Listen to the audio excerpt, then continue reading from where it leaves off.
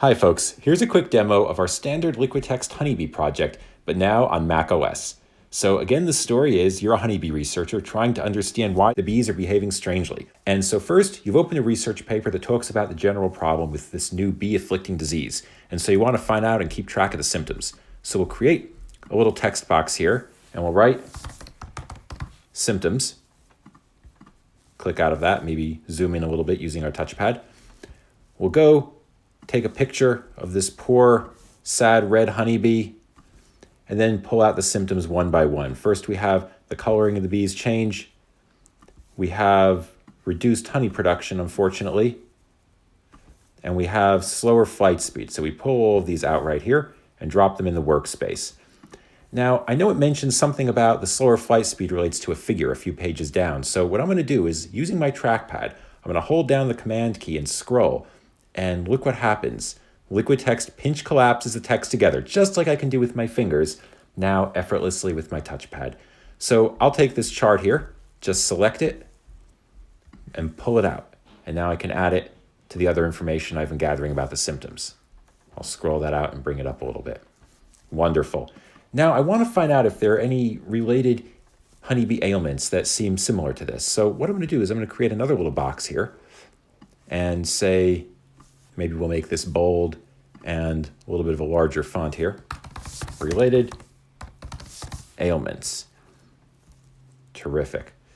And now I'll open a document about common honeybee disorders. Now, I've already looked through this and I've highlighted some of the most interesting symptoms, but I haven't found anything that seems to map to bee-afflicting disease. But to get a sense of the bigger picture, I'm going to turn on Highlight View. And now, just like I can do on my iPad, I'm going to pinch my fingers together on the touchpad and bring all of my highlights together, just like this. Now I can see them all at once. I can see the bigger picture. And it suddenly becomes very clear that, that on page 6, there's something called tarditis that seems to be making the bees fly more slowly. And on page 10, there's something called rubrum disease that seems to be making the bees change color. Well, I want to keep track of both of these. So I'm going to go to related ailments here. I'm going to add 1 point. Let's see, flight speed, and I'm going to add another point, color change. And now I just want to show the connection here. So I'm going to tap the pen, and I'm going to draw an ink link. One, and a second one. And what we've done now is just like we create ink links on the iPad, we can now create real live ink links on the Mac, just by drawing with your touchpad, just like you would hope. And now I'll uncollapse all this. And of course, these links are live. They work just like they do on the iPad. It's really incredible. So now we have a little bit of a better sense of what's going on. So let's start out by taking a look at tarditis. And so we'll pull out this little reference to it here and put it right over here. I'll take this little chart that we see, pull that out, and connect it. Wonderful.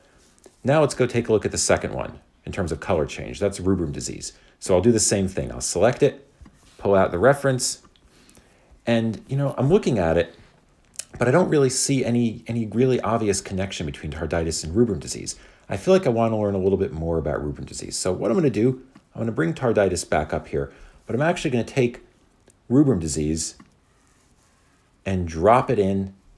And now we have rubrum disease and tarditis in parallel. Extremely incredible. And so I take this and I say, yes, first of all, this looks like it's the right problem. I'll take out the picture of the honeybee and drop it in the workspace. But now I see something really striking, because I wonder, how could tarditis and rubrum disease both be involved? Tarditis is a bacterial infection.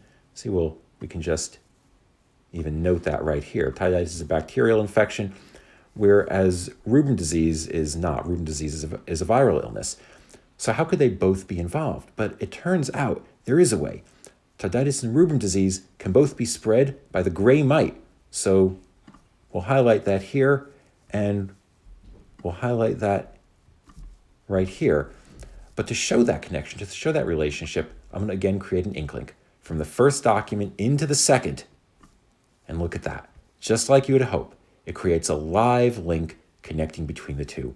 And so when I close this, I can always go right back here and reestablish that connection, just like you would hope from the iPad version of Liquid Text. All right, that's great. But now that we see the gray mite has something to do with this, let's open a document I've already loaded earlier about the gray mite.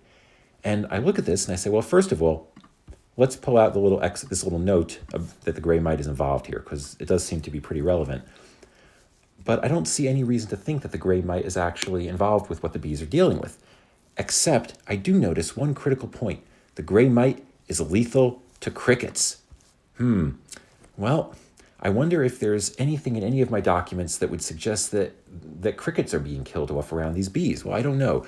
So I'll do a search. I'll tap here. I'll look for cricket. And we'll look across all documents in the file. And you see over here, it's actually showing there's a result in the hive inspection sheet. Well, that's interesting. I'll open that. And look at that. Here we are. It said they haven't seen any pests this year, not even crickets. Well, that probably pretty much answers the question.